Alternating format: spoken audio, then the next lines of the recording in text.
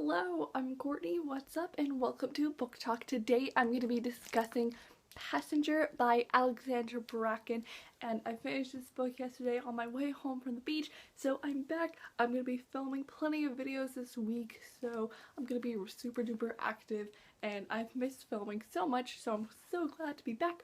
But while I was gone, I read Passenger by Alexandra Bracken, and this is the April book of the month for BookOncers. We're going to be having a live show on this on May 7th, which is a Saturday, on Cece's Books channel at 8:30 p.m. Eastern Standard Time, so I hope you can join us.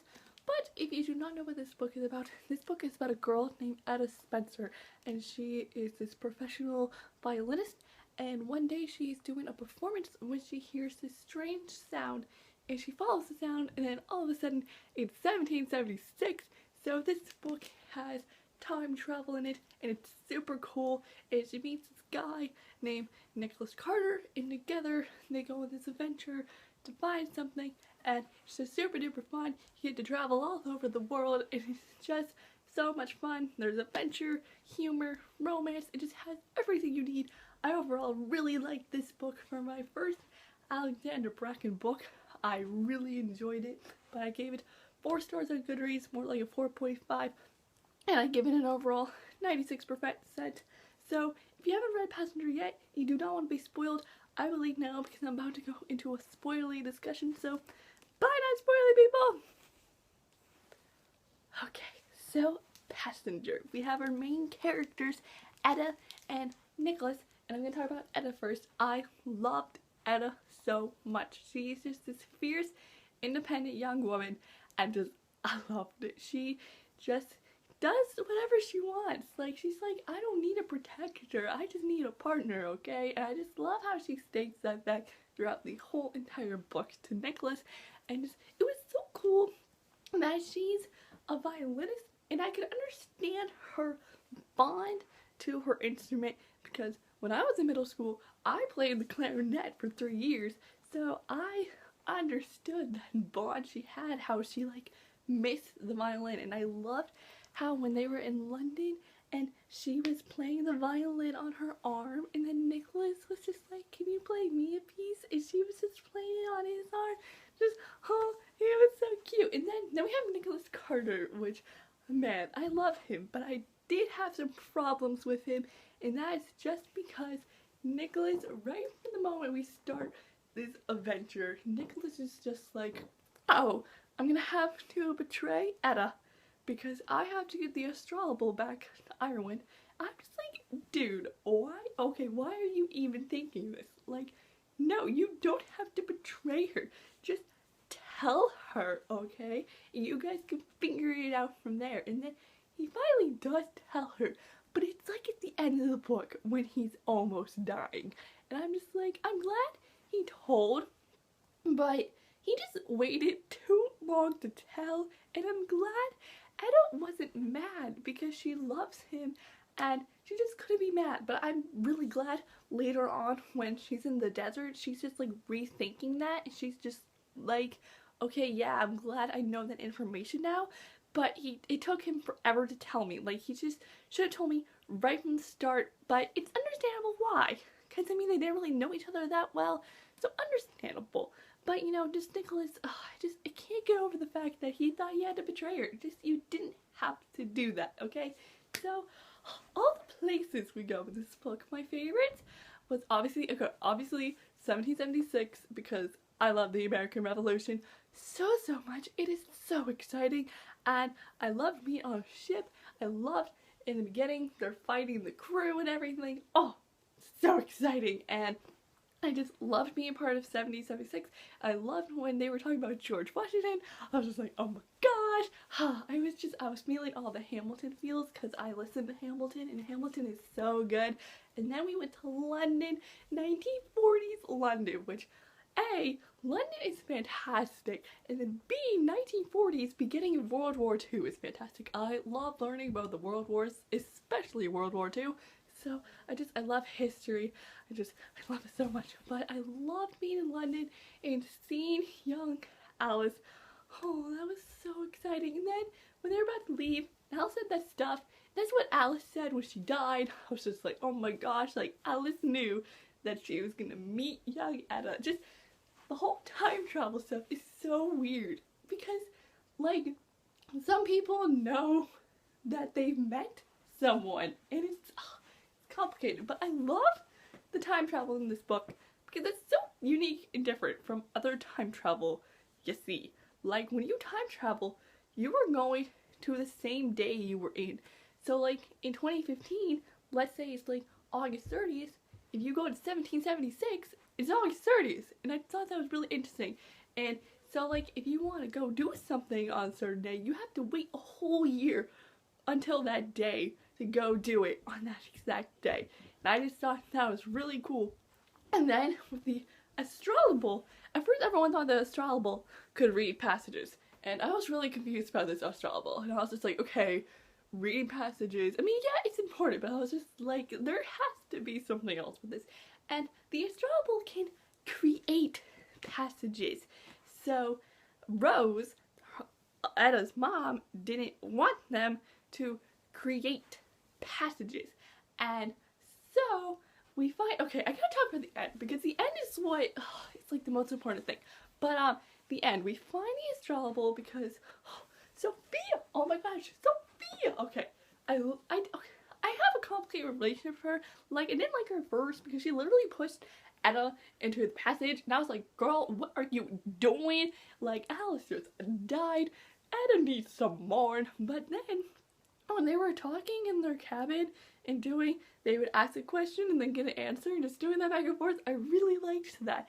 So then I was like, Sophia, then we see Sophia at the end, and then like Sophia like knocked out Etta so they could go. I was just like, are you kidding me? And then Sophia went with the thorns, and I was just like, this, I can't.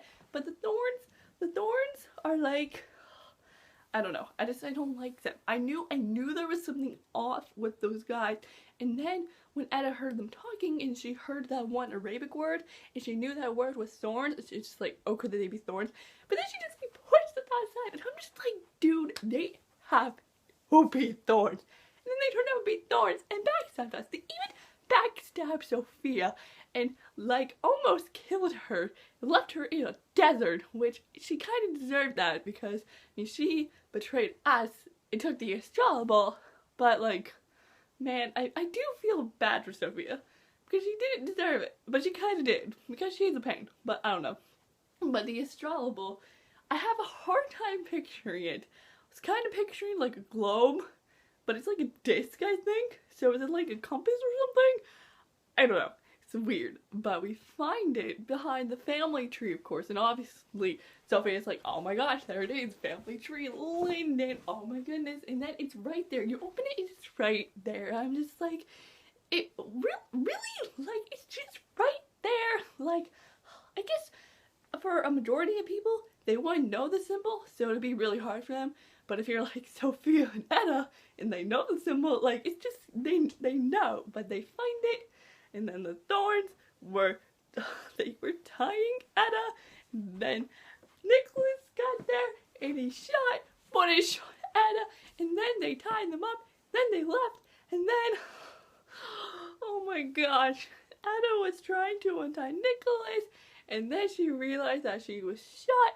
And then all of a sudden she disappeared into gold dust, and I was like, what's happening? So Etta, you know, at first you're just like, oh, Etta died because she disappeared. That's like what happens to travelers when they die. They disappear into gold dust. But anyway, she disappears. But like, I remember that when a traveler dies, you hear like the thunder of the passage, because that's like, they collapse. But like, it didn't say anything about thunder. So I was just like, okay, so she can't be dead, and I'm just like, she can't be dead anyway, because this is book one. You ain't just gonna kill off your main character in book one. But then, oh, poor Nicholas, he was just freaking out. He was feeling the same way he did about Julian, and I just wanted to give him a hug. But then we find Rose. Rose shows up, and it's just explaining all this stuff to him. I was really confused about what Rose was trying to say. The only things I got from it was that someone else is going to be looking for Etta, and that's the Thorns and her dad. Her dad is Henry. Hemlock, which they were mentioning Henry throughout the book. And I'm just like, okay, what in the world is this Henry do? But Henry Hemlock is the leader of the Thorns and also Eda's father. So Eda's gonna meet her daddy in book 2. That's gonna be exciting. But I got that in that Rose literally left Nicholas in the desert, like, just left him some supplies, and was just like, okay, I'm gonna see you in a month at Nasu 1776, okay? I just gotta go back to my century, you know, and go do some stuff. And I was just like, what possibly could you do? I just don't understand Rose. Like, what year was she born in? Like, she wasn't, I don't know, it's so confusing, but I'm just very confused about Rose, because Rose freaking killed Alice. Oh my gosh. And when she just said that, she kind of just like flat out said it and just kind of continued talking. And then Nicholas just like, wait, you killed the person that loved and cared for you and your daughter? Like, are you kidding me? And Eda was like, oh, not Eda, I mean Rose. Rose was all like, oh, you know, I was doing that because it's the right path. And I was just like, how is it the right path to kill the woman who has loved and cared for you? But I don't know, because Rose was all like, this man from the future came and told me that we had to do this, that Eda couldn't know anything about time travel, that I had to kill Alice because he gave me this warning and everything, that the future is chaotic. And who is this man? Okay, who is it? Like, I don't know who it can be, because it can't be like Julian, because Rose was saying that since they disappeared, they're going back to a comet event in their timeline. So Julian has to go back to a comet event in his timeline. So for him, he was born in like 1700s, right? So he's going somewhere back in like sometime during the American Revolution. He can't go to the future. Well, they were saying they go to random years, but like random years, but isn't it supposed to be a comet event thing? I don't know. It's so confusing. So Eda, I'm thinking that Eda maybe went to like back to her violin performance. Well, no, it's already passed, because even though you're time traveling, the year that you were in continues on. So life was continuing on in 2015. So I don't know. It's so confusing. I'm just like very conflicted about Rose. I just can't get over the fact that she freaking killed Alice. I liked Alice too. I just can't believe it. But okay, it's okay, because we find Sophia all beat up, and Nicholas just like, gotta get it up. We gotta go find Eda. And I'm just like, yeah, let's go find Eda. It's gonna be such a fun time. Oh, I have to talk about this. Eda and Nicholas' relationship is everything. I loved it. I loved it so much. And just, it was so cute, from the violin playing, and then to their first kiss and lying in the rain, and then when they made love, and then in the bathtub and everything. Oh my gosh. So cute. And then Nicholas was telling her that he loved her, even though he thought he was gonna die. And I was just like, Nicholas, you ain't dying. Like, he thought he was gonna die over a fever. And I'm just like, dude, you're not. But Passenger, you were so good. And I can't wait to read Alex's other books, like the Darkest Minds trilogy. I've only heard good things about that. So hopefully I'm gonna read that sometime soon. But I think that's it for this book review today. Those are my overall thoughts and feels on Passenger by Alexandra Bracken.